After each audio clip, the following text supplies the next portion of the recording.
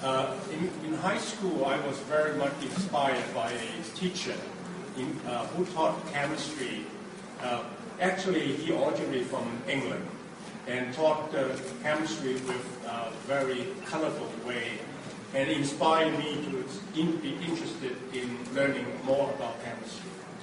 As I went to the United States for college, I also so happened to be particular courses in organic chemistry, where professors also provide fascinating lectures in organic chemistry. That led me to be interested in organic chemistry.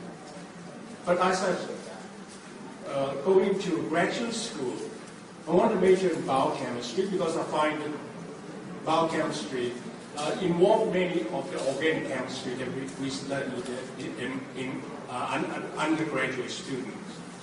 So a professor of mine taught me about the transport of processes in the biological system requiring membrane. And that fascinated me. And then 40 years ago, the membrane transport was in infancy.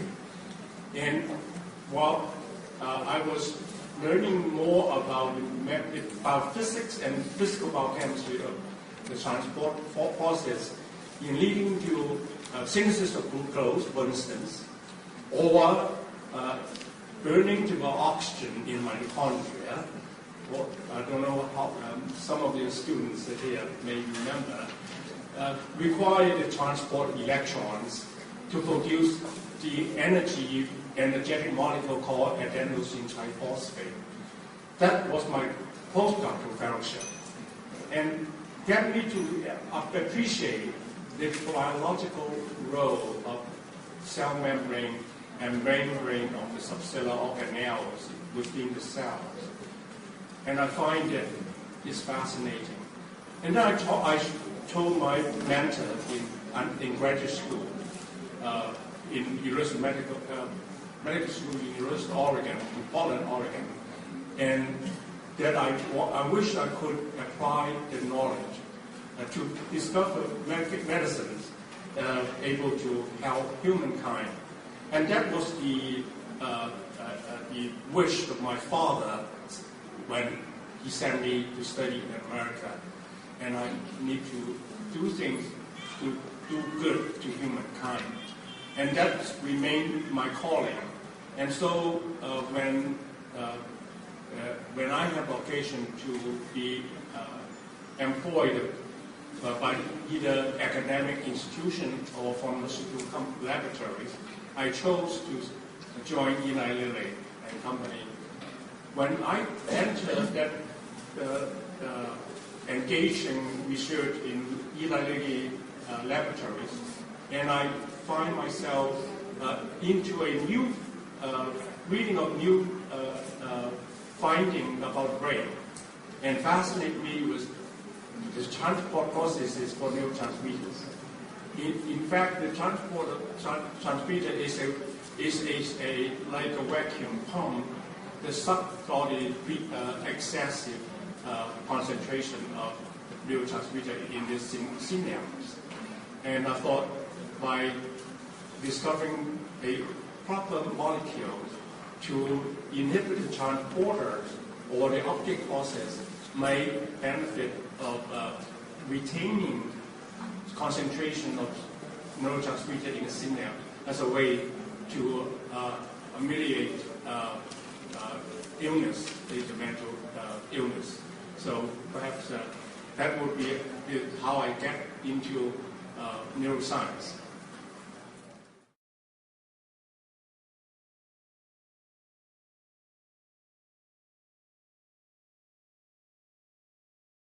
A virus called acute gastroenteritis in children. What I did start out doing was developing under supervision an interest in gut flora, how it was associated with malabsorption states, and what damage and what benefit it was.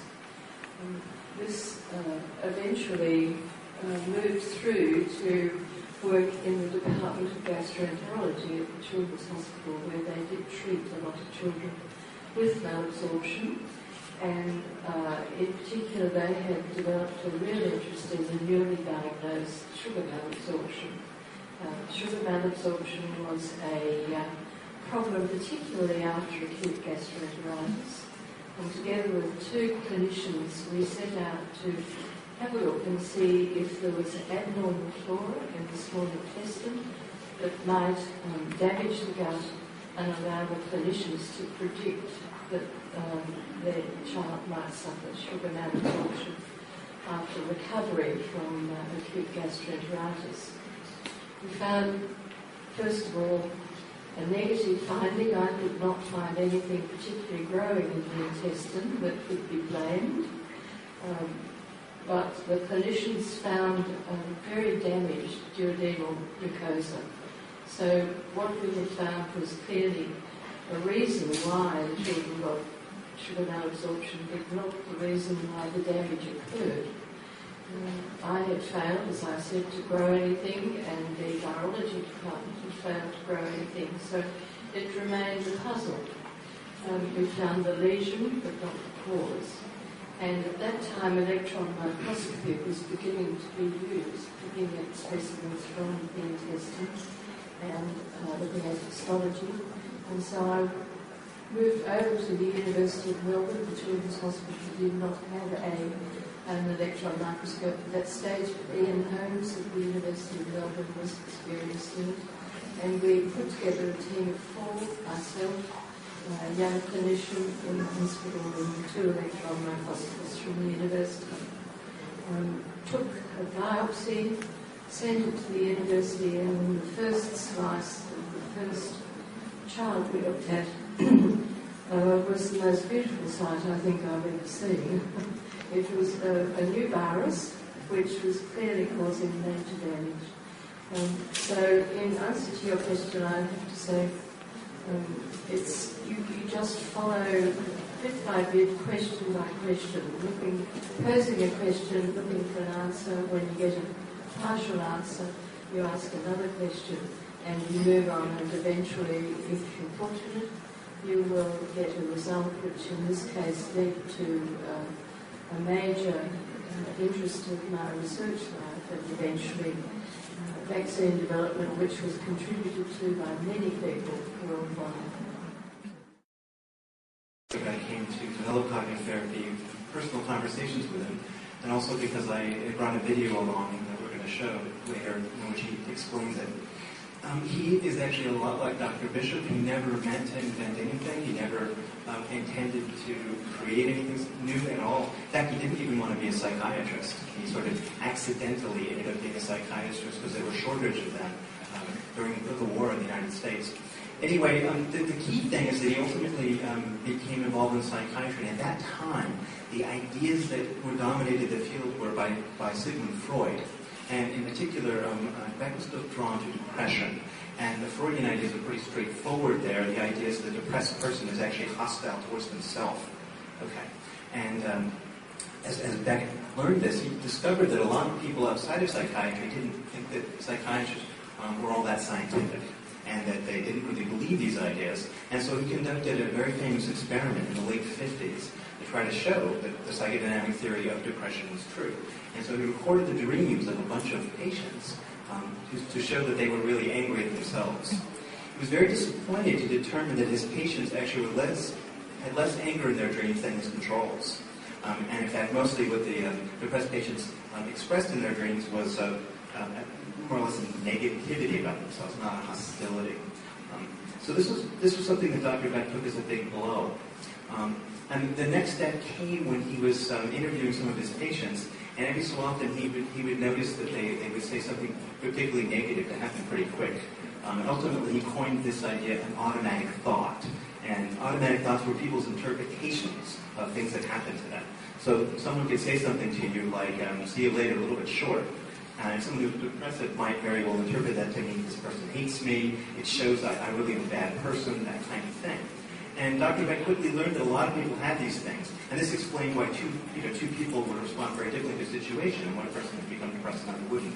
And so then he learned that he could develop, do questioning, actually, a lot like what Dr. Bishop was describing with science, so careful questioning. He could elicit that there really was no evidence for these biases, and he could help the person have a more adaptive idea about themselves and come to a position where they wouldn't be so depressed. So that's really how he started with cognitive therapy, the formulation being that there's a negative bias that people have, and then ultimately developing a treatment that would go into it. But maybe to hit your question a little bit harder, why, after he discovered that, what got him going? I think once you help some people that are really suffering, and you help them get better, it can grab you. And so soon he moved along to work with anxiety disorders, substance abuse, all the way along to the work that he does with Muse, which is with schizophrenia, trying to help some of the people with the lowest quality of life have a much better quality of life. So maybe that's sort of a thumbnail sketch of sort of how it is that Dr. Beck inadvertently developed cognitive therapy and then turned it into, I think, one of the world's great psychosocial treatments.